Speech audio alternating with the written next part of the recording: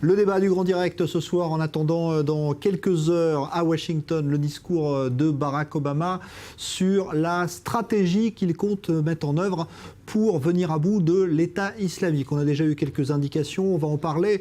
Peut-on d'ailleurs faire confiance à Barack Obama pour appliquer une stratégie qui soit décisive? On a ce soir deux invités de fins connaisseurs de la diplomatie américaine, notamment Avi Pazner, bonsoir, ambassadeur d'Israël, et Danny Ayalon, bonsoir à vous.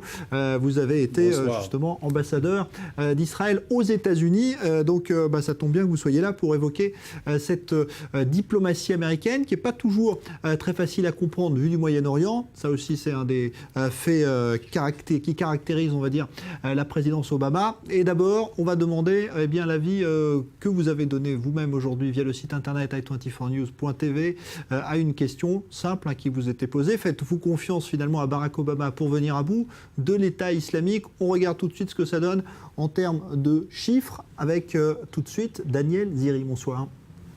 Oui, bonsoir Jean-Charles. En effet, alors que le président américain Barack Obama doit dévoiler cette nuit son plan d'action contre les djihadistes de l'État islamique, nous avons posé cette question à nos téléspectateurs et vous allez la voir tout de suite. Obama va-t-il réussir à éradiquer l'État islamique? Alors, les internautes ont voté. On va tout de suite regarder les résultats de notre sondage et vous le voyez, c'est le non qui l'emporte ce soir avec 71% de nos internautes qui ne pensent pas qu'Obama réussira à éradiquer la menace de l'EI. En revanche, 25% pensent que la stratégie du président américain fonctionnera et 4% restent sans opinion à ce sujet. Alors je vous propose maintenant de regarder ensemble quelques exemples de commentaires que nous avons reçus sur les réseaux sociaux et parmi eux, parmi ceux qui nous ont répondu non, il y a notre fidèle internaute Mesen Kokuyovo qui nous vient du Togo et qui lui écrit « Obama ne peut l'éradiquer étant donné qu'il ne veut pas s'engager dans une guerre ou être le gendarme du monde ».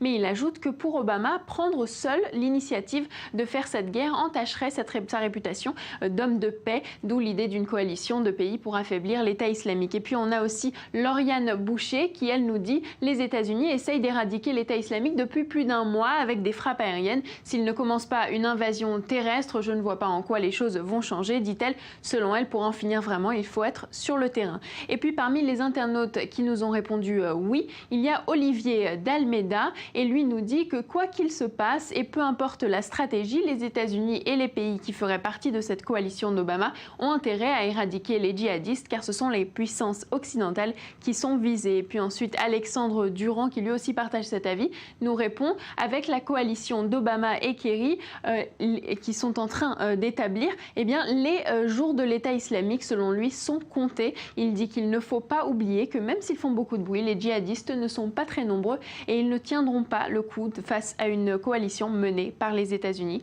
Alors voilà, Jean-Charles, pour l'avis de nos internautes. Je vous laisse en débattre avec vos invités sur le plateau. Mais avant cela, je rappelle que les téléspectateurs sont toujours invités à nous envoyer leurs avis et commentaires via notre page Facebook, Twitter ou notre site internet www.i24news.tv. Merci beaucoup Daniel Ziri. Alors, Avi Pazner, Danny Ayalon, d'abord, c'est vrai qu'on voit bien que Barack Obama n'inspire pas une confiance d'emblée. C'est le résultat de la politique qu'il mène, on va dire. C'est quelqu'un qui s'est toujours retiré des théâtres de guerre plutôt qu'il n'a engagé des conflits. C'est le résultat d'une hésitation qui dure depuis longtemps, et pas seulement sur l'État islamique, une hésitation qui dure sur toutes les interventions étrangères. Et le grand public mondial et donc voit Obama plutôt comme l'homme qui a reçu le prix Nobel après 6 mois sans le mériter, que comme le guerrier qui va se battre contre une organisation terroriste ou contre un pays. Mais il faut dire à son crédit qu'enfin il a pris une décision. Et ce n'était pas évident, parce qu'il y a encore 2 semaines, il disait « moi je n'ai pas de stratégie ». Donc maintenant il a une stratégie.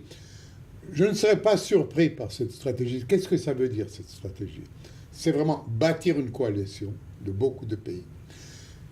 Faire des frappes aériennes le plus possible, parce que jusqu'à maintenant, il n'y en a pas eu beaucoup, et inciter d'autres pays comme l'Irak, les Kurdes, les bons Syriens, l'opposition syrienne, eux à faire le travail sur le terrain. Maintenant, est-ce qu'il va pouvoir éradiquer l'État islamiste? Je suis d'accord avec vos internautes. C'est très difficile d'éradiquer l'État islamiste en les bombardant à partir de porte-avions.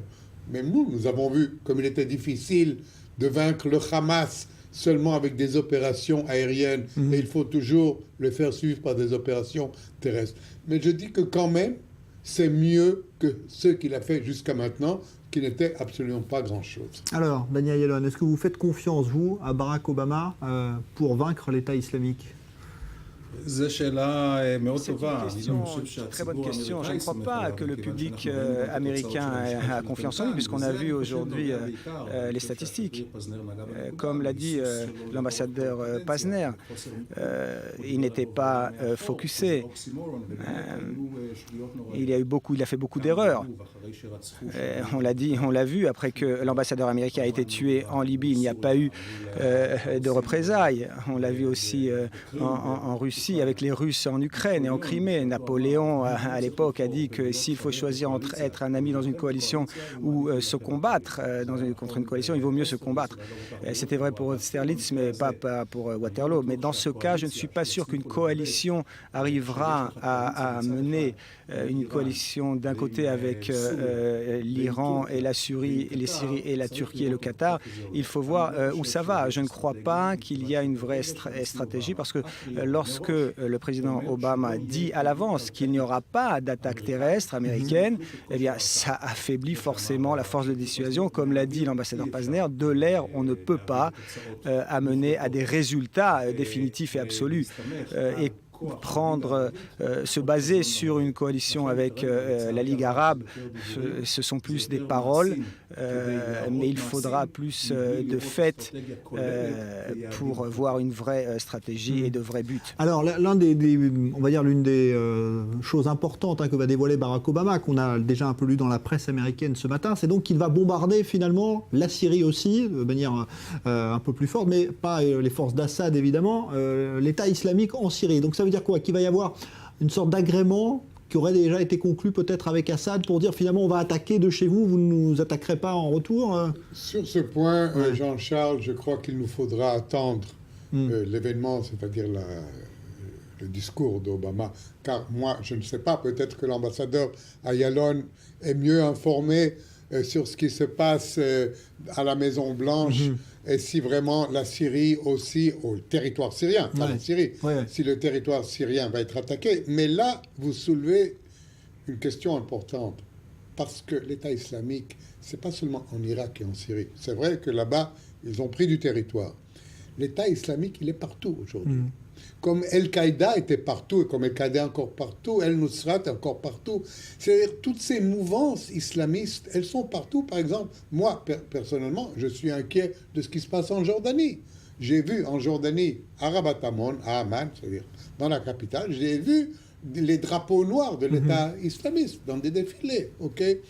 On peut être inquiet aussi même sur ce qui se passe en Israël.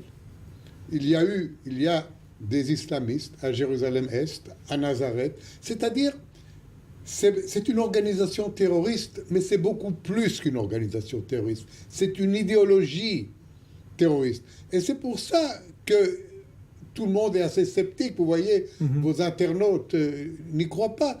Parce qu'il ne suffit pas, encore, il faut le répéter, des bombardements aériens ne suffiront pas, même si c'est pendant des années. Vous ne pouvez pas bombarder chaque terroriste que vous trouvez dans un désert qui est grand comme la France. Donc, il faut combattre aussi l'idéologie, et ça, c'est beaucoup plus difficile. Le fait que Obama envisage donc sans doute de bombarder l'État islamique en Syrie, est-ce que pour vous c'est un événement ou pas? Ou c'est juste pour la forme comme ça? Je crois que pour le moment, lui-même ne le sait pas s'il va le faire ou pas. Je crois qu'il ne sait pas quoi faire. Il l'a avoué il y a une semaine. Entre une semaine et aujourd'hui, tout d'un coup, il a une grande stratégie qui va résoudre le problème. Je crois que d'abord, il faut apprendre des conséquences du passé. Nous l'avons subi et vécu aussi ici. Lorsque le Hamas, en 1976, alors que nous avons fermé un œil, quand on pensait que Arafat, que le Hamas était lui-même. Pareil avec Al-Qaïda et les soviétiques pour les États-Unis. Même aujourd'hui, il n'a pas beaucoup de choix. Donc si on se bat contre l'EI et de l'autre côté celui qui gagne, eh bien ce sont les Iraniens ou bien peut-être Al-Nosra ou bien Al-Qaïda. Donc à la fin du compte, eh bien on devra les poursuivre à la prochaine étape. Donc le sujet de la coalition est très important et la présence des États-Unis et de l'OTAN au sol est très importante. Sinon peut-être qu'ils arriveront contre l'EI, mais finalement les membres de la coalition, y compris les Iraniens, viendront et mordront les Américains eux-mêmes. Et c'est pour ça qu'il faut choisir deux fois avec qui on travaille, comment on travaille et dans quel sens. Alors, ce qui est intéressant aussi, évidemment, c'est de se dire que finalement, Barack Obama, qui a tout fait pour retirer les soldats américains partout où ils étaient, là, va donc devoir en remettre, peut-être pas beaucoup au sol, mais en tout cas au moins en remettre des avions. Est-ce que pour vous, c'est contre nature qu'il agit là, ce soir, quand il va parler, qu'il va annoncer que l'Amérique intervient de nouveau? Est-ce que c'est contraire vraiment à ses idées, parce qu'on le voit finalement comme un président qui ne veut pas jamais prendre les armes? Contraire à ses idées, contraire à sa nature, mais je dirais bien dans la nature des choses humaines, parce que malheureusement, depuis que le monde existe, depuis que le monde est monde, il y a des conflits, et on ne peut pas toujours les éviter, ok? Et Obama, c'est l'homme qui a essayé d'éviter les conflits. C'est l'homme qui a dit, lorsqu'il a été élu, moi, je retirerai mes soldats de l'Irak, je retirerai les soldats de l'Afghanistan. Et de l'Irak, il les a retirés complètement, malgré les conseils judicieux de beaucoup dans sa propre administration, qui disaient il ne faut pas enlever ces soldats à toute vitesse, il faut laisser là-bas un nucléus de présence américaine. Et voilà, ils ont eu raison, parce que ce qui est arrivé maintenant, c'est à cause de sa politique qui dure déjà depuis presque 6 ans maintenant. C'est une politique de repli sur lui-même, de repli sur l'Amérique. C'est une politique de non-leadership. L'ambassadeur Ayalon a mentionné tout à l'heure ces mots, c'est-à-dire moi je vais être le leader par derrière. C'est exactement ça, ce qu'il ne faut pas faire. Et il me semble, Jean-Charles, que Barack Obama a été amené à prendre ces décisions de par la pression du public américain. Ce public qu'on disait opposé à toute intervention. Et là, vous avez l'exemple, non pas d'un leader qui prend le dessus, mais d'un leader qui est poussé par son opinion publique. Ouais. Président qui suit donc la pression de son pays. C'est comme ça que vous voyez Barack Obama aussi, Daniel Ayalon? Ça a l'air tout le temps comme ça, toute sa cadence, c'est comme ça. Il ne prend pas de décision, il est poussé. Il n'a pas d'idéologie. Il a une idéologie interne, en tout cas pas d'idéologie externe. C'est presque du marxisme. Lorsqu'il parle de justice sociale, il essaye de faire en fait une société américaine moyenne. C'est pour ça que tant d'Américains sont contre lui. Et aussi sur la scène internationale, il essaye de faire la même chose. Lorsqu'on parle de justice sociale, lui, il parle de justice politique, qu'il n'y ait aucun pays plus fort qu'un autre pays. Et là, je crois que c'est une naïveté et ça lui explose à la figure, parce que tant qu'il y a des menaces comme celle-ci d'un islam radical et une prolifération aussi d'armes nucléaires, eh bien l'Amérique perd de son statut, perd de sa force. Parce qu'aujourd'hui, les États-Unis sont encore forts, bien plus forts que la Russie. Mais le problème ne sont pas les capacités, mais la volonté. Et s'il n'y a pas de volonté de gagner, eh bien, il y a un effondrement total. Je crois qu'aujourd'hui, ce qu'il essaye de faire, c'est de sauver un peu de la confiance en l'Amérique et en lui-même, parce qu'il faut se rappeler que dans 3 mois, il y aura des élections dans sa propre parti. Les démocrates risquent de perdre au Congrès. Donc ça a une grande signification. Donc il essaye maintenant très rapidement de faire quelque chose pour sauver sa crédibilité, la sienne et celle aussi des États-Unis. Alors le fait de ne pas mettre de troupes au sol, bon, c'est sauf surprise, en tout cas c'est la tendance qui se dessine. Ça, c'est quelque chose auquel Obama évidemment est très attaché. Il n'y aura pas de fantassins envoyés américains, vous ne voyez? Il n'y aura pas de ça, je peux vous le dire sans avoir entendu le discours d'Obama. Okay? Il n'y aura pas de bottes au sol, comme on dit en Amérique, d'une façon très allégorique. Il y aura des frappes aériennes, c'est tout, de la part des Américains. mais je suis sûr que les Américains essayeront d'engager d'autres pays ou d'autres forces. Lui-même, Obama, ne va pas envoyer de troupes, ça j'en suis sûr et certain. Et d'ailleurs, en Israël aussi, nous avions eu cette discussion, ok? Il faut se rappeler que quand nous avons notre problème à Gaza, c'est pas évident qu'on envoie des troupes. Ça, c'est pas une décision facile pour personne, ok? Ni pour Obama, ni pour personne.